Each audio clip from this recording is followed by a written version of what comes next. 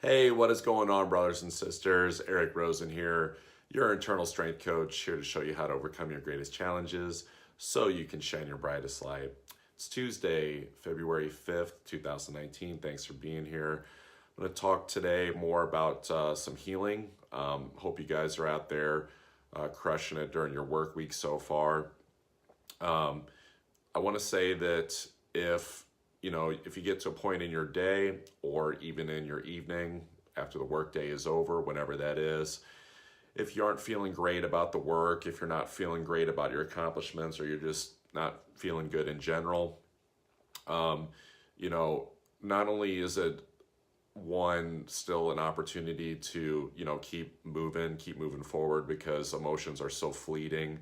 um, Successful people do the work anyway even when they don't feel like doing it, but it's also an opportunity to peel back some layers and get some healing done, which can be tough because when we feel bad we don't really want to.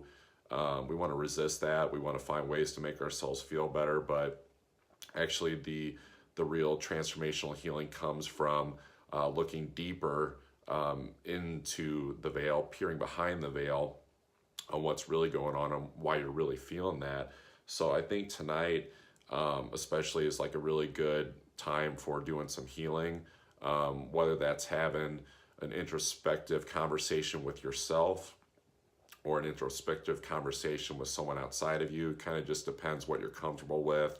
If you haven't gotten into the habit yet of, doing some self-inquiry, things like meditation, things that kind of get you in touch with yourself. A lot of times talking it out with other people is really beneficial. So, um, you know, I would say that when when you're not feeling well too, the best thing to do is to want to get past the surface level issues on why you're not feeling well and really cut to the root of it. And a lot of times what you'll find is that the root of it is things going all the way back as far as childhood. Um, you may think that that stuff doesn't matter anymore. That stuff was so long ago, depending on your age. But I can assure you that that your energy from young adulthood, teenage years, childhood years, that energy is still with you, for better or worse. So it just depends on how much healing you've done with it. Like for example, the positive side of your childhood is your imagination, your innocence, which is something you want to hold on to. But then the darker side is self-limiting beliefs that were formed back then that are now in your subconscious mind. So when you're not feeling well, it's almost like kind of like a drum beat a little bit. You have this drum beat to your life. You know what makes you feel good. You know where it is you want to go. That's the beat of the drum you want to march to. But then there's almost like a kind of a drum beat that can come through, that's no longer serving you, from your past, from these experiences. And I would even almost liken how you're feeling. It's almost like a crappy band, like bad music that's like not music in harmony. It's almost like two drum beats like trying to compete with one another. It just sounds like shit. So, you know, going and talking with people or even having this conversation, with your inner child, I think would be highly beneficial.